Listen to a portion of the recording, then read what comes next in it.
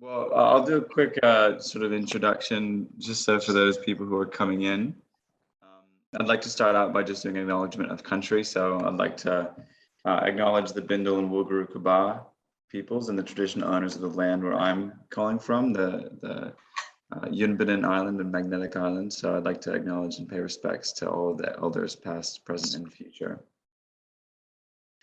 I'll be moderating the discussion, but very lightly. So this is open-ended at the end of Q&A. We'll be having Melanie Olsen, a dear friend and colleague of mine at Ames, going to be talking about the new ReefWorks program, which incorporates a lot of robotics and AI and has opened up the opportunity for industry, academic, and research personnel to help engage with them and use their facilities. And I'm going to let Melanie take over in a minute and talk about this, but in the short term, give us a couple minutes. I can write up an agenda, but I think most people will just be here listening to her presentation. So without further ado, in maybe a moment, we can talk about what the CRC is. I can maybe let Tom and Brooke discuss what they're up to, and then we can switch it over to Melanie.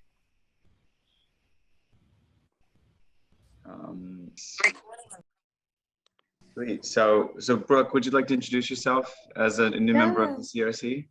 I would love to. Hi, everyone. I'm Brooklyn. I am the newest member to CRC. I'm working as the secretary for the EIG group, and I'm really excited to be here. So a little bit about me. I grew up in Fort Lauderdale, Florida on the coast. I started diving when I was 12 years old and was fascinated and intrigued by coral reefs at a really, really young age.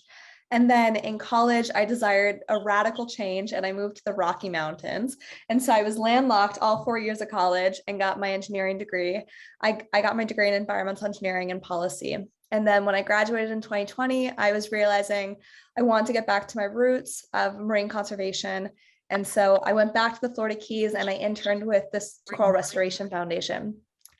I loved that experience. It was amazing. And it made me realize that scuba diving and marine bio can be more than just a passion and a hobby for me, but it could actually be my career. And now I'm actually at Shoals Marine Lab. It's a biological field station off the coast of Maine and New Hampshire. And I'm working as a sustainable engineer here, helping to transition the island to fully renewable. We have green grids on the island and wind turbines. And so I've been here working here. I'm only allowed to shower twice a week. And yeah, I leave at the end of the week, and that's me. Hi. It's great to have you on board. Yeah, and Tom, would you mind following up with talking a bit about what you do and what the CRC is and how we can all use this as a platform to connect people from around the world doing exciting projects? Yeah, absolutely. Thanks, Stephen.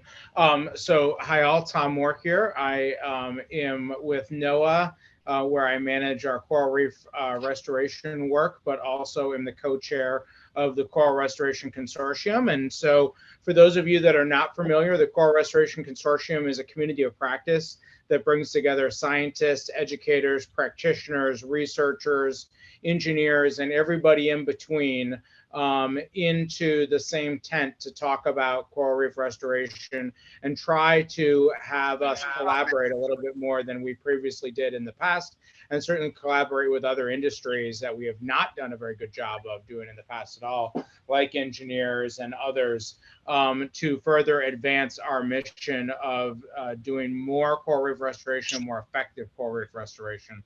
And so the Coral Restoration Consortium has a series of working groups that cover a number of topics, from field-based propagation to larval-based propagation to science and genetics to monitoring, and a whole number of everything's in between. And one of those working groups is engineering and innovation. And the idea of this working group is to do a couple different things. One is to kind of just bring this community together and connect the community of engineers and innovators with the practitioners that are working on the ground on a regular basis doing coral reef restoration, that are looking for more tools out there to do it, right? We have a whole bunch of biologists trying to solve what are really engineering problems, and those biologists tend to solve those problems with like PVC pipe, duct tape, zip ties, and super glue, when those problems should really be solved through really purpose-built solutions. And so the idea of this group is to hopefully connect some of those pieces together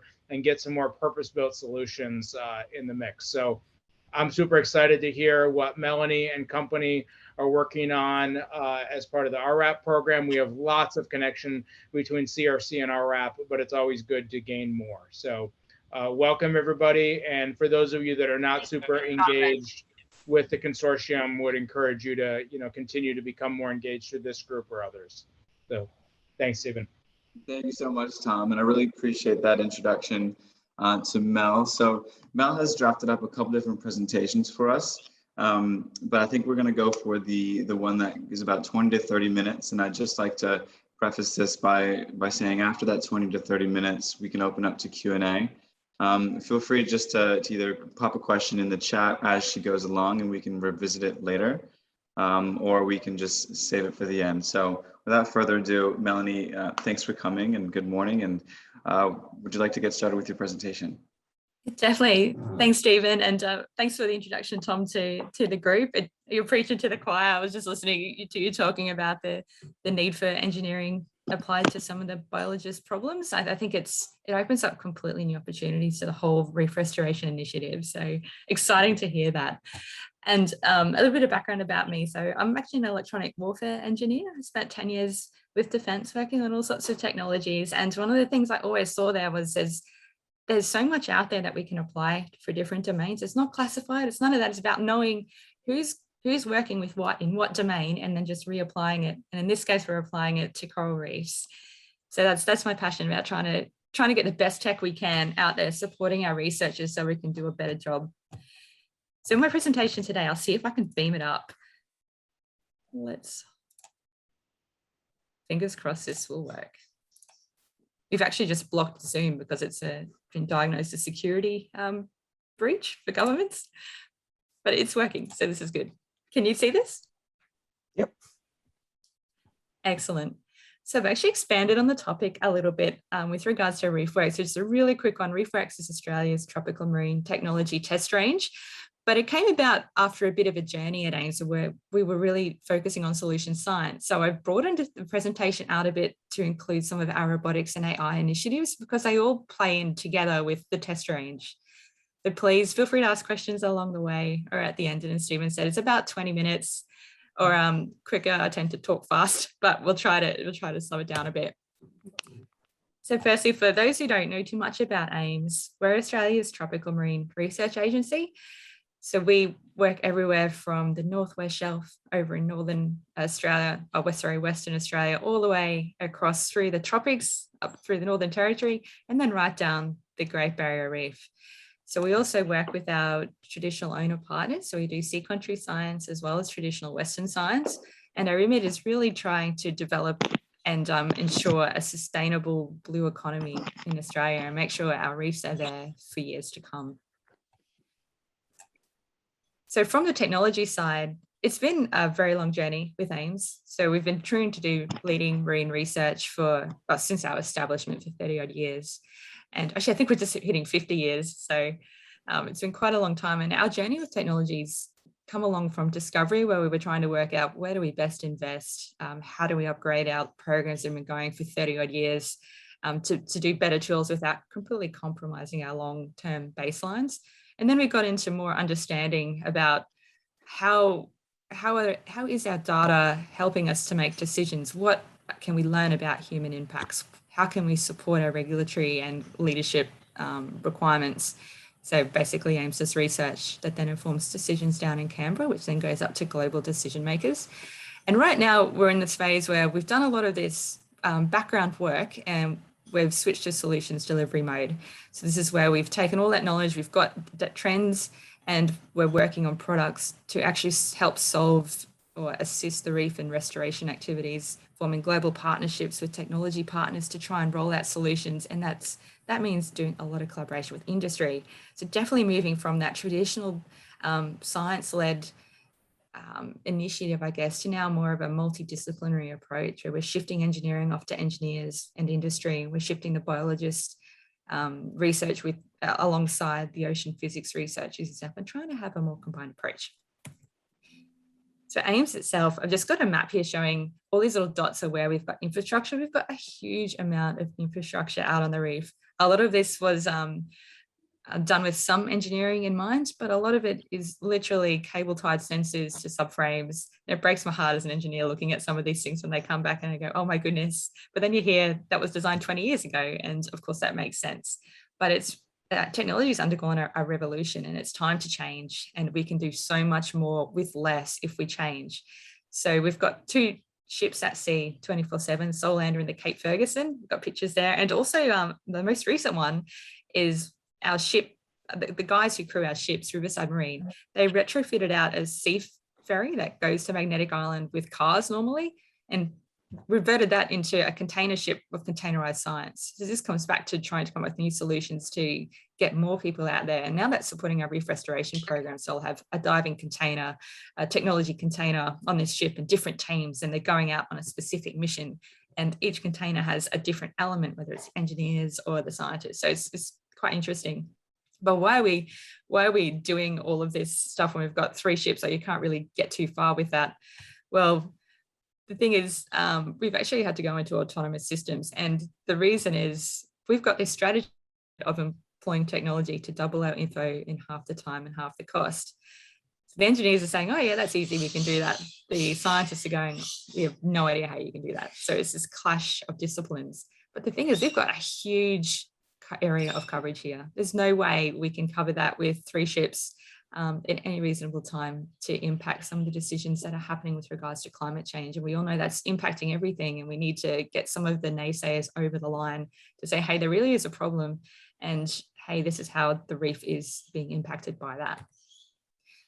So I've got a buzzword here. In Australia, RAS AI is pretty well becoming the mainstream terminology for robotics, autonomous systems with AI. So it's like that category of new age systems, which I believe we're going to be rolling out everywhere to support the reef restoration program as well. But ultimately, it's going to be our way of trying to expand our reach with the Great Barrier Reef, as well as all the way to the Northwest Shelf, and doing it sustainably. So the intent is we're going to fit out our ships with autonomous systems, but long term, we'd actually like to be able to deploy them from land and get our stakeholders and traditional owners on board deploying them. So what I'm going to talk about is our journey from where we've come to with that. And that's through a strategic development program, which I'm in. So this is all about trying to get those kind of future looking programs, but making them a reality. So we're not 15 years down the track and now thinking this is like the next 5 years and actually rolling out new tech into coral reef exploration. And that's to support that goal that I mentioned on the previous slide. But achieving savings while increasing your capability, particularly with robotics, is not easy because you come with a whole new set of skills, a whole new set of training that's needed, a whole lot of scientists that don't know how to apply the tools. So they, by nature, tend not to want to embrace that. So there's a lot of negative pushback. And it's really a complete new culture change because it needs a whole of life cycle approach. So you can't just buy 5 robots and then not have data systems that can take them, and then not have data products that can interface with that data, and not have the ability to do all the occupational health and safety requirements to actually get them certified so you can use them. So you can't just go down this path half-heartedly. You've got to go completely in it and then just try to roll it out. And that's where that's been AIMS's approach. So this has required us to have a lot of national strategic alignment. So we're trying to focus on some of the nationwide initiatives here in Australia with trying to get things made locally, trying to support the international blue economy, and trying to support global initiatives such as the global GC RMN, the Global Coral Reef Monitoring Initiative. Internally, however, a little bit of detail on our tech transformation programs. How are we supporting all of those initiatives? From the engineering sense, this is a technology development workflow.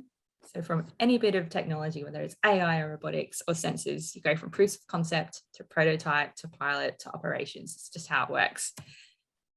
How do you start with that? So it really was a spider web from AIMS's perspective. We were doing little bits of investigation and trials and everything from sensors to hyperspectral sensors through to SAR radars through to platforms. So we partnered with Boeing. We tried a wave glider to see how that went. And then we partnered with a aerial company. We flew some drones, monitoring, design and modeling. There's all sorts of decision support smarts out there supported by AI. So we've done partnerships with Accenture and a few others trying to work out what can technology do for us, and then how can we apply it, all the way through to data products, data analytics, and support facilities. So trying to do a little bit with what the limited resources we have to work out where should AIM go in this space.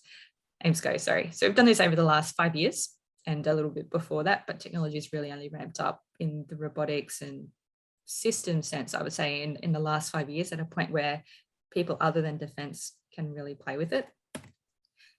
So we've been doing all this stuff's been internal to date, and now we're moving to the solutions focus. So basically this is taking all those little dots on that web and going into choosing a direction and then actually trying to get action on the coral reef so we can support our scientists as well as our decision makers. I'm going to talk about some of the key projects today. So we've got ReefScan, ReefWorks. ReefScan is what I'll talk about next, which leads into ReefWorks, which is my project. And there's also other initiatives like the Digital Reef and RAP. And if you ever want to hear about AIMS's RAP project, I can definitely recommend one of my colleagues to talk about that. I've been assisting more from the engineering side, where there's been specific questions and products that they've needed. So ReefScan is probably the product I think that's most applicable from the engineering side to RAP, and it's also the output essentially from ReefWorks and where ReefWorks came from. So ReefScan is a new way of doing robotics and new tools for the reef. Instead of spending lots and lots of money out there developing a specific widget for a specific mission, we realized at AIMS that that's just not cost effective because it becomes out of date so quickly. And then you feel like your whole investment's been wasted. So what we've done a lot of time on is taking a step back and developing a framework that we can scale. So there's 4 elements to any data acquisition sensor. You've got the autonomous side. So what features do you need for autonomy? Can you just tow it, or do you need it to navigate around a reef, as an example? Then there's the sensors. What do you want to actually measure? Do you want a red, green, blue camera? Do you want a hyperspectral camera? Do you want a sonar because the water's dirty? And then there's the smarts behind it. This comes a lot down to the data products you're trying to get out, but things like, do you want time geotagging? Do you actually want onboard AI for benthic classification? Do you want to go and grab something with a grabber arm? And then you look at the platform side. So what's your mechanism? Is it an autonomous surface vessel? Is it an autonomous underwater vehicle? Is it a diver? Because to me, a diver is just another platform. The biologists don't like me saying that, but it's true. It's just a human version of an autonomous system. It's just the smartest autonomous system in the world. Oops, wrong slide. So from platforms that AIMS has been looking into, we're trying to do a layered approach because it comes down to the right tool for the job, and trying to put all your eggs in one basket is just never going to work. You're just going to get a lot of rocks thrown at you by people saying, oh, well, that tool's not great for that job. And you go, well, it's not meant for that job. But you just get that perception. So this is about trying to develop a toolbox of tools that are at the right price point that anyone in the world can use. So we're looking at drones to surface platforms where it's even just as simple as things fixed to our existing tenders, or you could put them on any boat that a recreational fisherman uses. Through to the more complicated ones, which is trying to replicate and expand on a diver capabilities. That's our Coral AUV, the third one down there on the left. And then improving our diver capability, because we'll always have divers on the reef. Robots are only great at doing things that are routine. When you've got something new, you don't know how to program the robot up. So it'll be a long time before we're at the point where we could just make a robot think for itself. So this is where AIMS is investing in our ReefScan technologies so far. So these are the modular systems we've been focusing on from the platform side. And the data products we're working on, ranging everything from Reef Cloud. I don't know if you've heard of that one. It's basically a cloud-based version trying to extend into the global coral monitoring network to try and assist some of our less fortunate countries to improve their coral baselines. And then we've got other data products such as the standard big database repositories in Australia, such as AODN, eAtlas, and all sorts of interfaces through to the Bureau of Meteorology and some of the international networks. So the idea with ReefScan is trying to take a step back and say, guys, we don't have to develop one particular widget. Let's develop a solution of widgets. And if we do it right, then we can get things at the right price point because we're developing things that are almost technology agnostic and they're built to do a particular job. So instead of having a wave glider, we've got a generic surface platform, and then you just clip on a payload, you clip on the smarts. It's not that simple, but it's such a little boxes that go on elements of capability, and all of a sudden you have a solution. So this is the ReefScan construct. I forgot I had that down the bottom, but yeah, modular, scalable, and really important, made to be robust. So it isn't cable ties and duct tape. It's something that you can put in the ocean and it's designed to go for 5 years, and it'll go for 5 years with maintenance. It's not something you have to go keep putting more tape on or checking on it. It's something that's designed from an engineering side to work in the field. So some of the early users from the ReefScan product range we've been working with, and the reason I'm pointing out this is it's really important to have a customer base lined up at the start. And that's not really from a marketing and revenue raising activity. It's about trying to learn how these products are going to be used in the field. Because what we found from the tech side is you'll develop from the engineering side, you'll develop a piece of technology and it'll be used in ways you've never even imagined. It's just because scientists are fantastic at trying to come up with hypotheses and solving problems that have never been solved before. And engineers are great at enabling technologies for what they think the scientists might be trying to solve. But all of a sudden, you'll open new grounds and new horizons of science that we've not even thought of. So this is why we've really focused with working with our traditional owners, because that's how we can access Australia's huge remote areas across the tropics where often there's only traditional owners in the area. And we don't want to be flying scientists from AIMS right across the Australian coast. It's just not economical. So the idea is we're getting ReefScan in the hands of our traditional owners. And this is quite simple technology to start with. So camera-based systems, so that's a currency that these guys understand. And then just trying to interface them with cloud-based services or on-premise services where it's just all workflows. And it's to them, it's as simple as operating a phone. So you download the app, you press go. So trying to make things in a language that everyone can understand. What this has enabled is scale. So the biggest problem Australia has is we're small, we've got a huge a huge sea area to cover in the tropics, and ReefScan is enabling us to grow. So we're partnering with other tropical agencies, so the Great Barrier Reef Marine Park Authority and the Queensland government, and trying to do a whole national approach. And that's where, as I mentioned before, Reef Cloud is just one of those common elements. The reason I threw it on this slide is it's like the data equivalent of the data acquisition. So it's a common place for data to be collected and processed. So uploaded and processed, and then hopefully third-party tools, wherever they're built in the world, should be able to interact with them. So where does that all come in with ReefWorks? So as you can see, those technologies I just mentioned, there's a lot there. There's a lot of iterative development. There's a lot of trying things, failing, trying again, trying new things, breaking things, building new things, a lot of design and prototyping.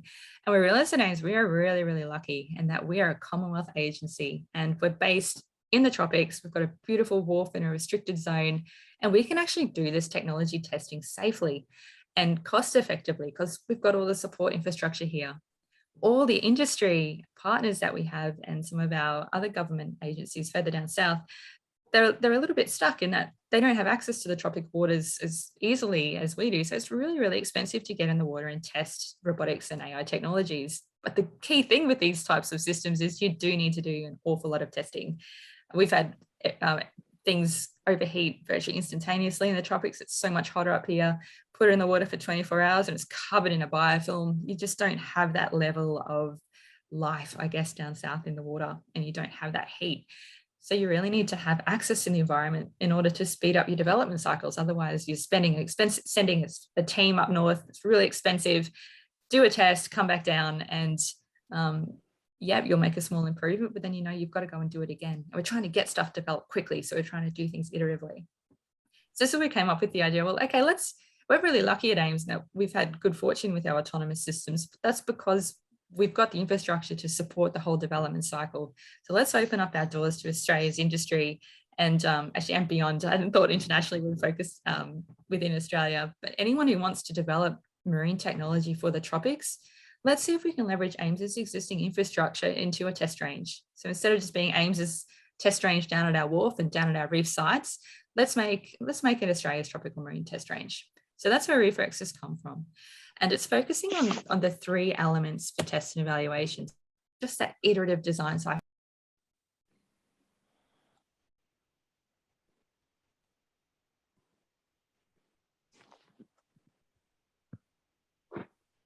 She cut out for everyone else. Yeah, Yep. I think she's disappeared into the ether. Maybe they worked out she was using Zoom and booted her off. Oh, I'm back. Sorry, can you hear me? Yeah. Welcome back. Thank you. I have no idea what happened. Federal government security protocols. Yeah, I'm probably not allowed to tell you anyway. They don't tell me. So did I drop off there on this slide? Yeah, it's right here. Yeah. All right. Yeah, it was only about a minute ago, 30 seconds. Okay, cool. Thank you. So it's about the design and prototype stage. So this is where you've got developers coming up with a great idea and you're trying to get something in the water. So we, as a decision maker and an end user, we want to see this product in the water and get it matured quickly. So this is what ReefWorks will provide, a safe place to get. So regulators are already on board with ReefWorks. So we're trying to take some of that red tape overhead out where you can take your widget, get it on the reef, see how it works. And then there's also the big black box of getting an operational and certified system. And that's really what you need at the reef. So an engineering system that complies with all the operational standards, national standards, and something that's safe to use for a long period of time. So this is about trying to make something trusted. That concept of trusted autonomy, particularly autonomous systems, is driven by AI. No one trusts AI. So how do you get regulators on board and the recreational fishermen community and the whole marine community to trust that that robot's not going to go and hurt someone? So this is where ReefWorks provides a safe place to really have a proper test and evaluation framework to try to get some of these engineering solutions through. So it's something that you've got a tick in the box and you know that you can safely use it. You're not going to get in trouble. You're not going to get a fine. It's already pre-approved. And then when you do have a system that's approved and operational, you get a new sensor will come out or a new AI algorithm update will come out. At the moment, if you download that new algorithm or put that new sensor on, you're back to the drawing board. You're not certified anymore. You've got to do the whole thing again. So what ReefWorks brings here is you've already got that baseline framework of how do you test these systems to make them safe and operational. And you just run it back through that last little bit of the workflow saying, what changes did you make? Here's the framework. Hey, regulators, have a look at ReefWorks' report. This is a change. It's still safe. Away you go. So this is about trying to, I guess, come up with that engineering framework to support our science in a way that complies with all the engineering standards. So this is a really quick slide on what is ReefWorks. So what is a test range? It's really a safe and cost-effective way to test technologies in general. With AIMS, we're focusing a little bit more on the autonomous platform side, only because it's such a national capability gap and such an enabler for coral reef science. And it's something that government, regulators, innovators, and industry all needs. It's not just one little community, it's the whole industry, because you need somewhere that you can just do repeatable and reliable testing and get something at the end of the day that's certified. So in terms of the test ranges, there's 3 elements. We're really, really fortunate at AIMS in that we've got the National Sea Simulator here. So it's basically a massive aquarium with all sorts of tanks in there where you can control what the seawater does. So you can replay what's happening on the reef. You can change the salinity, the turbidity, the light, all sorts of parameters. But what you do if you put a sensor in there, you can see how that sensor is going to perform before you spend all the money in a boat and get out to sea. So you can actually run it through its paces and come back and say, okay, this sensor will definitely work in the tropical environment up to over the next 10 years. You can up the salinity and temperature to what it might be in 30 years time and see, okay, how will it work up in the NT? Or with the scientists as an example, they put reef restoration initiatives in here with some of the genomics works that they do and actually plot out what is the predicted environment going to look like in 20 years and replay it and then see how does the coral react. But from the sensor side, we're really about looking at performance to try and make sure that we can measure things that we say we can measure accurately. Then at the moment, we partner with the local big aquarium called Reef HQ to test our platforms before we get out to sea, if we can't do them at the wharf. But with ReefWorks, we really want to build a proper platform test tank. And that's mainly to really test that AI out. So essentially have an obstacle course there and plot where this platform goes versus where it thinks it goes and be 100% sure that we will not collide with the reef and do any more damage out there with our platform. So that's really important to AIMS. Then our test ranges. This is really where ReefWorks comes into its own. And this is our picture of our wharf, the little one there on the left. So that's AIMS Cape Cleveland, and we've got a little surface platform being tested there at the moment, but we're on the water and we've got up to 30 kilometres worth all the way out to Cape Bowling Green where we've got infrastructure. Yeah, the idea is anyone who has an aerial surface or subsurface platform that doesn't need too clear water can test their platforms here safely. We've actually got a restricted zone, so no one else can go in this zone without a permit from the Great Barrier Marine Park Authority. And that makes it a really safe place for us to test autonomous platforms. We've also got a long-standing infrastructure out on the reef. So a little platform, a little tower in the right corner there, that's Davies Reef Tower. So about 70 kilometers offshore, we've got this 15-meter high tower, literally in the middle of nowhere, and it's got a weather station and a whole bunch of long-term monitoring infrastructure on there. However, it's really underutilized because it was completely over-engineered when the guys designed it. So we've got power budgets and about 10 spots for new sensors, as an example. It's been like that for 10 years. So we thought, okay, let's fit out this tower to drive an actual test range link, because this gives us access to a real-world environment, but it's still accessible. It's only a day trip from Ames, and we've got a lot of data here. So supporting this test range, we'll have oceanographic measurement instruments. So for example, have you guys seen the SOFAR Ocean Wave Buoys? They're amazing. I don't know if you've seen them. They're a US product. We rolled them out at the start of this year. That's the idea that's the type of instrumentation I'm expecting to go into support ReefWorks. So it's really robust, quick and easy deployments of technology where we can measure what is happening in the environment. And what that means is when we put a test asset in there, we already know what's happening in the environment. We know what the current's doing, we know what the wave's doing. And that way we can really assist a developer to work out, was it my platform that actually just went completely haywire? Or hey, was it a freak wave? Or hey, was it a freak current? So at the moment, the poor developer just gets the data back and it looks all bad for the platform, which is really hard for people to troubleshoot. And linking these, so we've also got another tower like Davies out at Murmurton Reef, which is the top one here. It's a fair way out, it's very remote, but it's very representative of the Ames typical operating environment when comms are bad, in the middle of nowhere, and it's several days to get support. So what we've done is we've linked up these test ranges with autonomous corridors, because ideally we really want to be able to send platforms a long way at sea. And at the moment, the regulations just don't allow you to do that unless you've got a whole team following the platform, which kind of defeats the point of having an autonomous platform. So we've got a great relationship with our Australia's Marine Safety Authority, as well as the other regulators like Robotics. And we're actually setting up corridors where people can fly, sail, or send a submarine robotic system through to these towers that are fully instrumented and actually provide a safe ground to test these platforms. So we're hoping this, by setting up a framework, we'll be able to help developers do whatever mission they want to do for their particular clients, but in a safe fashion. So ReefWorks will have the infrastructure here to support the Sentinel support platforms, the quick retrieve platforms, the ability to save any sunken platforms and identify them, which a lot of the small companies just don't have. And underpinning, oh yeah, whoops, I keep going backwards. Underpinning all this is the bigger picture. So right in the middle of of this map, all those little dots is, that's where Ames is in Townsville, but we're actually part of a bigger ecosystem. So when we started saying, hey, we're Ames, we've got this ReefWorks idea or concept, we'd like to see what you think. All of a sudden, we've had an amazing amount of interest from the defence guys. So up at HMAS Cairns, which is kind of within range, but Australia's huge, right? So even though it's 180 nautical miles, that's actually quite close from Australian standards. And we've also got Cloncurry, which is a drone flight test range being set up 400 nautical miles north of us. And we've also got partners with the Bureau of Meteorology, which is the big radar that looks for cyclones and offshore weather out at Willis Island. So this gives us a network of those bigger scale autonomous systems, so the longer flying drones, which can really have massive impacts when we're trying to measure things like coral bleaching or get up somewhere quickly to the remote north.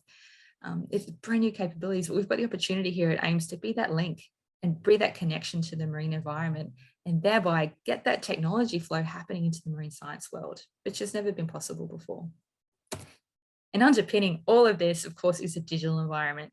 So a key thing that ReefWorks will provide is, with all those sensors out there in our test ranges, we've got a digital twin.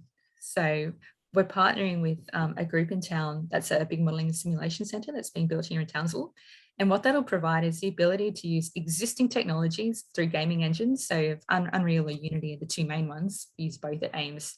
But basically, as a developer, you have your 6 degrees of freedom model, which is your platform and how it would perform, how you think it would perform. You've got layer, which is the smarts behind it as to how it will do its decision making.